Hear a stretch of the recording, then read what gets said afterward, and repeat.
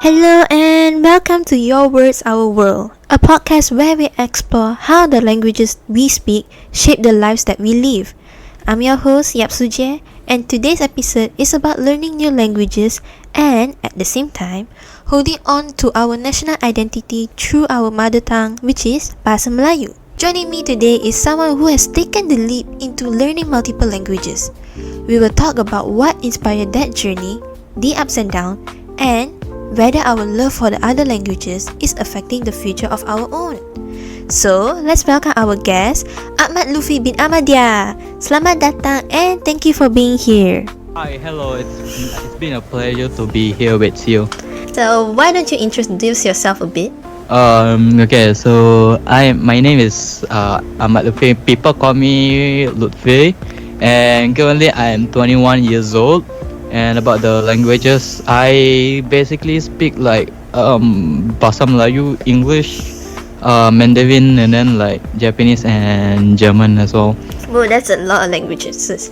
But then, if for me, I only know like 3 languages, which is just English, Bahasa Melayu, and Chinese. Can you say something in a different language? 今日は曇っていますね. Today is cloudy, isn't it? I think it is cloudy today. But that's so cool. Anyway, let's dive to the first question. As you mentioned that you know few different language, what inspired you to learn new languages in the first place? Was there a specific moment or motivation that sparked it? To me, there was a specific moment that also motivated me to learn new languages.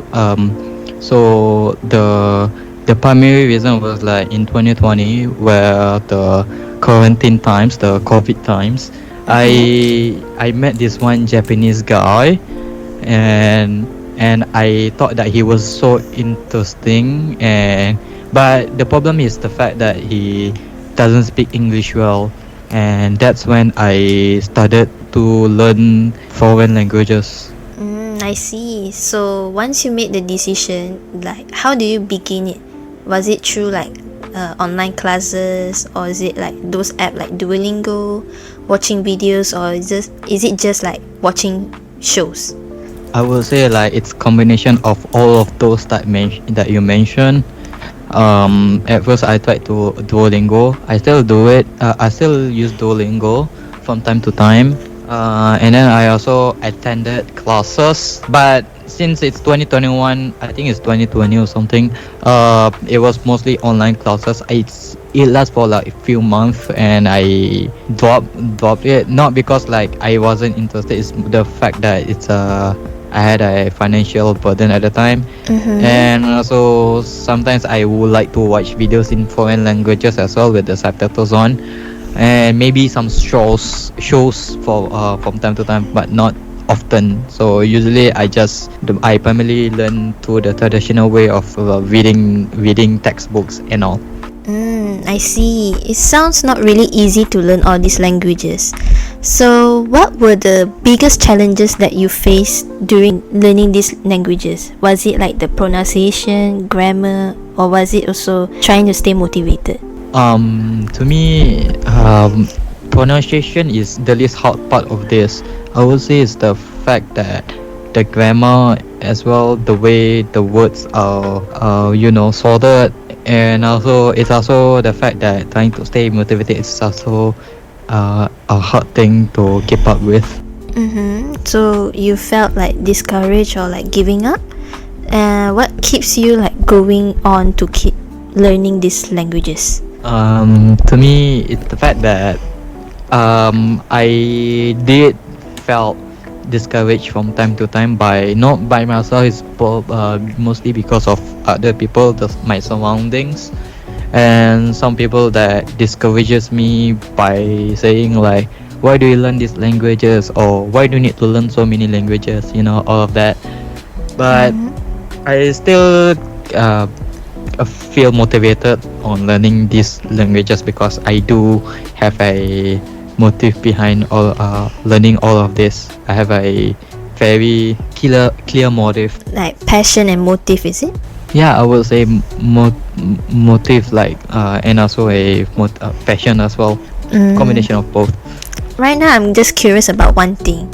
So while you were opening like new doors to learn other languages, are you also losing touch on our own national language, which is the Bahasa Melayu? Um, Honestly, I don't think I'm losing touch of my own national languages. I mean, sure, I might be.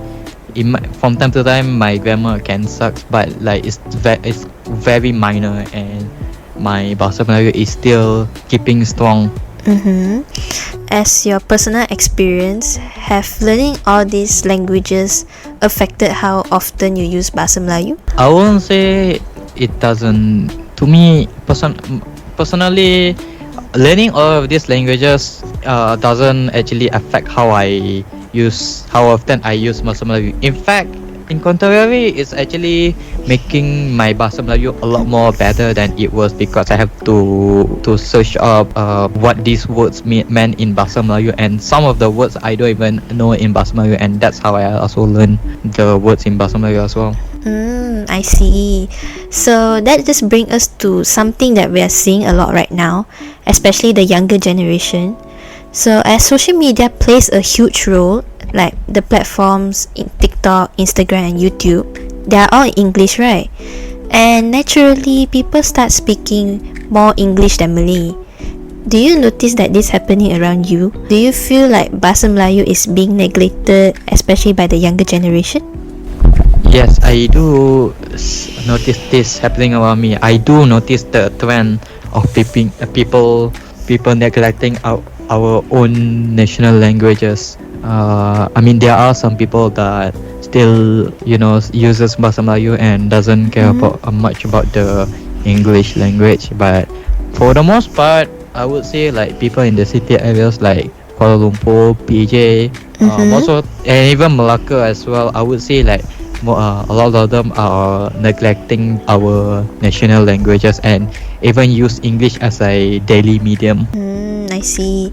Do you feel like schools or even like content creators and TikTok or Instagram in Malaysia could do more to promote Bahasa Melayu in creative ways? My personal opinion, I'm very positive and optimistic about this. I feel like the school and the content creators can actually shape people in Malaysia to promote Bahasa Melayu in many ways and creative ways. I personally have seen them, and even people getting interested in learning Bahasa Melayu overseas, and it's certainly not impossible to do so. They have to come up with creative ways, and it's actually not impossible. So how do you personally balance your love for foreign language while appreciating your own national language?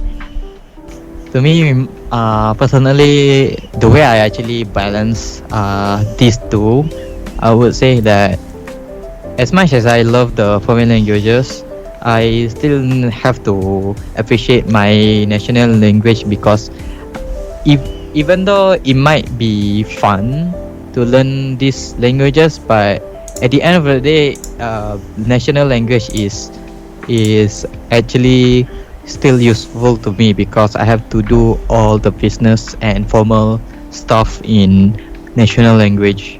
Okay, so before we wrap this up, what advice would you give to someone who wants to learn a new language but also wants to stay connected to their own national language? My advice is that if you want to learn a new languages, you have to actually commit to it, and also be consistent when learning the languages. Consistency is the key. It doesn't matter if how hard the languages is. Consistency is what actually improve you over the time, in the long run, basically. And also, if you want to stay connected to the national languages, it's like I would say it's the fact that you still have to have local friends in, basically, while also learning the foreign languages. That's a great advice. As they say, language isn't just a word, it's identity, culture, and also connection. And that's it for this episode of Your Words, Our World. Thank you so much Ahmad Lutfi bin Ahmadiyah for sharing your story and your thoughts with us today. Thank you for having me, and it's been a pleasure to have me here. Whether you speak 2 languages or 10, learning a new one shouldn't mean forgetting your own. To our listeners, if you enjoyed this episode, don't forget to follow us, give us a like, and share it with a friend. This is your host, Shu-Jie, and I will see you in the next episode of Your Words, Our World. Until next time, take care and jumpa lagi! Mata nek.